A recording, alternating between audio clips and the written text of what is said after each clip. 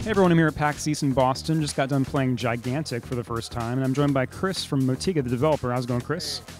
Good to see you. It was an interesting game. So, I mean, we're seeing this space grow by leaps and bounds, a sort of multi-character, multiplayer online battle arena. I don't know if you guys are going for that genre. No, we're definitely honored to be part of that genre. But I think if you play the game, there's a lot of difference between what is defined as MOBA and what Gigantic is. So we're hoping that we're bringing something fresh and new to the genre. Yeah. So let's dig into that a little bit. I mean, there's when we were getting set up in there, they sort of identified a tier of characters that are very shooter-friendly for players who play FPSs like me. So can you dig into some of those differences and what separates you guys from League of Legends, Overwatch? Okay.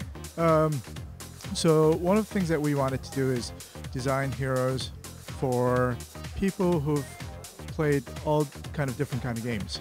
So if you are familiar with shooter, we have a character for you. If you are familiar and like fighting games, we actually have just released today Wu, who plays like a fighting game character, and we have that. And also, if you are somebody that likes building turrets, we also have that type of hero as well. So a lot of heroes that accommodate different type of play style. Yeah, and you guys also have the Guardian mechanic, these giant monsters in the environment that are sort of, you're protecting yours while you're trying to get the enemies. It's sort of like a football match with giant monsters, giant kaiju monsters almost. Can you talk a little bit about the inspiration for that and what that kind of brings mechanically to the competitive experience? Sure. So initially when we started the game, it actually started as a sort of MMO endgame. And what we wanted to do is bring sort of raid experience, 5-person co-op raid experience to the game, and have a PvP mode. And it evolved into what Gigantic is today. So the big boss battle is inspired from the big raid, the final battle with the monster. And we wanted to create a coherent PvP experience that incorporates that feeling of huge accomplishment. And that's where the inspiration comes from. Yeah, it's an interesting dynamic because you guys have sort of capture points in there as well. You're summoning monsters onto them.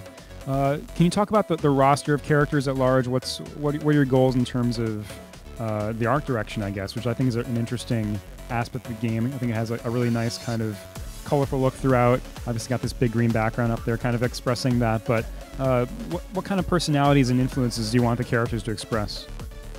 So we have, this is probably something that not a whole lot of people know, but we don't have an art director.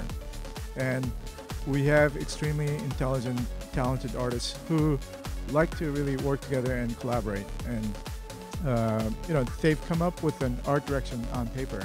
And so what we want to do is really create fun, focused, and whimsical characters.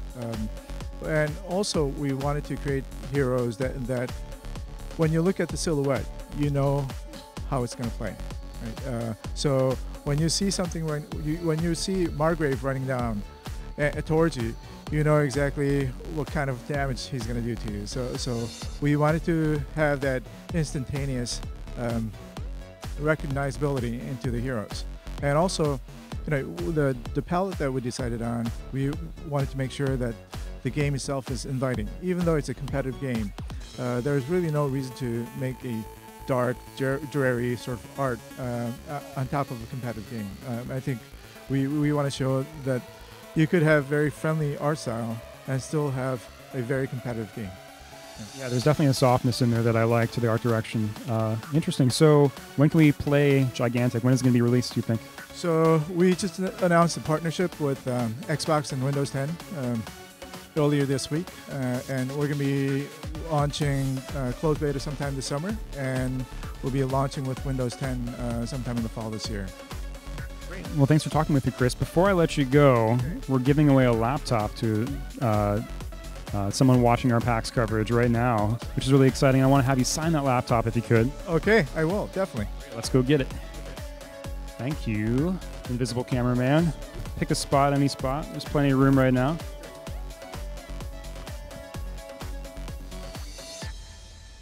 My pleasure. Great, Chris. Thanks so much. Okay, thank you. Hey, Tyler, get over here. Tyler. Hi, Evan. Hi. Hi, Tyler. So we just played Gigantic. Yeah, we sure did. We lost. We lost, which is unfortunate. But yeah, we're primarily FPS players these days and historically, so just kind of curious what you thought of it. Well, I intentionally chose an FPS class. The second row of characters they said were sort of more for FPS characters, so I was like, or players, so I was, okay, I'll do that. And I did. That was a weird kind of fox thing that hopped around and had a bow and arrow, which I mean, it was.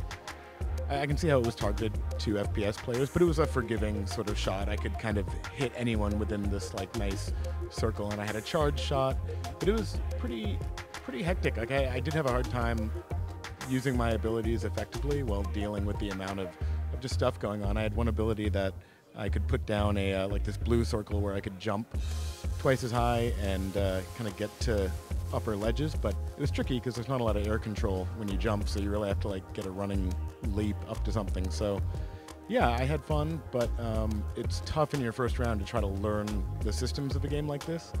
How did you feel about the monsters in your character?